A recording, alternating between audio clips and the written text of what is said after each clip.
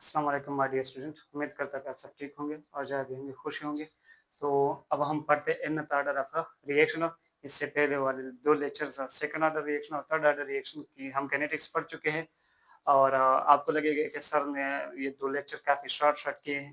तो अब मैं कोशिश करता हूँ कि थोड़ी वीडियो की लेंथ क्या हो जाए, शॉर्ट हो जाए, क्योंकि फिर बहुत से स्टूडेंट्स कहते हैं कि सर वो होता है कि हमें बर्डन फील होता है इतनी ज़्यादा वीडियो की लेंथ से। तो हम छोटे-छोटे टॉपिक को छोटी-छोटी वीडियो की लेंथ में पेश करेंगे। तो nth ऑर्डर ऑफ रिएक्शन हमारे पास ये भी एक छोटी-सी वीडियो होगी, आपने देखना है एंड तक। nth ऑर्डर ऑफ रिएक्शन जैसे कि हमारे पास ए है और ये हमें देता है प्रोडक्ट पी। तो इसके लिए हमारे पास रेट जो होगा वो बराबर होगा के इंटू ए की पावर एन।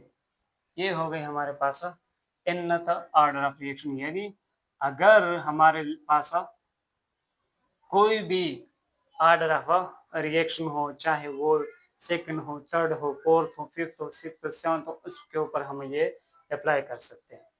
क्लियर है? यानी एन की वैल्यू हमारे पास nth है। अब जरा देख ले, यहाँ इसका जो इक्वेशन इन्होंने निकाला है वो कुछ इस तरह निकाला है कि वन टी जो है, टी हमारे पास बराबर है वन और n minus one m minus one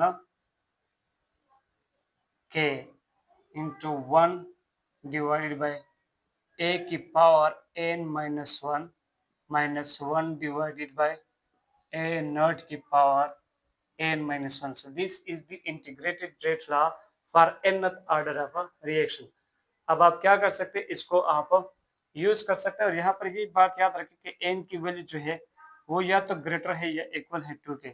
मतलब ये है कि this equation can only be applied on any order of reaction greater than first order। यानी फर्स्ट ऑर्डर और जीरो ऑर्डर रिएक्शन पर ये अप्लाई नहीं होगा ये इक्वेशन, बाकी इससे ग्रेटर पे किसी पर भी ये इक्वेशन कह सकते हैं। लेट्स सपोज इसको हम सेकंड ऑर्डर पर अप्लाई करते हैं, सेकंड ऑर्डर पर अप्लाई करते हैं जहां n की वैल्यू क्या होती है 2। तो ये क्या होता है, t is equal to 1 divided by 2 minus 1, ये क्या हो जाएगा 1 हो जाएगा। तो k 1 divided bye k into 1 divided by a की पावर 2 माइनस 1, तो ये क्या हो जाएगा 1। सो हमारा a की पावर 1 रह गया और ये क्या है a नट की पावर a नट की पावर 2 माइनस 1, तो ये भी पावर 1 हो जाएगा। तो ये देख ले, हमने सेकंड ऑर्डर रिएक्शन का जो इंटीग्रेटेड रेट लॉ निकाला था बिल्कुल इस तरह था कि नहीं था। सो हमने प्रूफ किया। इसी तरह आप इसको थर्ड ऑर्डर रिएक्शन के लिए भी यूज कर सकते हैं। थर्ड ऑर्डर, जैसे कि थर्ड ऑर्डर के लिए हमारे पास n की वैल्यू क्या होती है 3, तो ये क्या हो जाएगा t is equal to 1 divided by n minus 1 यानी 2 के, और यहाँ पर हमारे पास रह जाएगा 1 डिवाइडेड बाई a की पावर 3 माइनस 1 यानी 2 रह जाएगा, minus 1 divided by a naught की पावर 3 माइनस 1 यानी यहाँ पर भी 2 रहेगा। तो ये देख ले, थर्ड ऑर्डर रिएक्शन का इंटीग्रेटेड रेट लॉ हमने लिखा था अभी इससे पहले लेक्चर में, तो ये उसके साथ इक्वल है। मतलब ये प्रूफ हो गया कि this equation can be applied on any order reaction greater than first order reaction।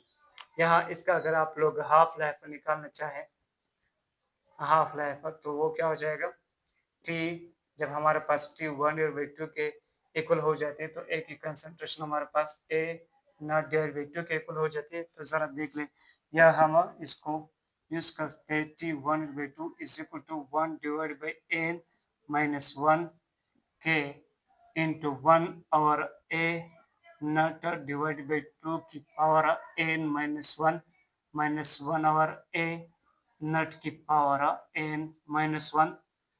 Clear है? हमने क्या किया यहाँ पर, जब हमारे पास t की वैल्यू t1/2 होती है तो a की वैल्यू यहाँ पर हमने a की वैल्यू क्या लगा दी n नॉट डिवाइड बाई 2, और a के ऊपर हमारे पास जो पावर है a के ऊपर वो हमारे पास क्या है n माइनस 1, तो होल मैंने पावर n माइनस 1 लगा दिया। अब यहाँ से हमारे पास हाफ लाइफ पर n ऑर्डर रिएक्शन बराबर हो जाएगा 1 डिवाइड बाई n माइनस 1 के divide by 1 divide by A naught की power N minus 1 divide by 2 की power N minus 1 minus 1 divide by A naught की पावर एन माइनस 1। तो यहाँ से इक्वल हो जाएगा 1 डिवाइड बाई एन माइनस 1 के इंटू ये 2 की पावर यानी ये जो है हमारा 2 इसकी अगर यहाँ पर लेकर आते तो ये -n और ये +1 हो जाएगा, लेकिन उससे ऊपर उठाते तो ये क्या हो जाएगा, फिर से ये शक्ल इख्तियार कर लेगा। सो 2 की power of n-1 divided by a naught की power n-1 -1 divided by a naught की पावर ऑफ n-1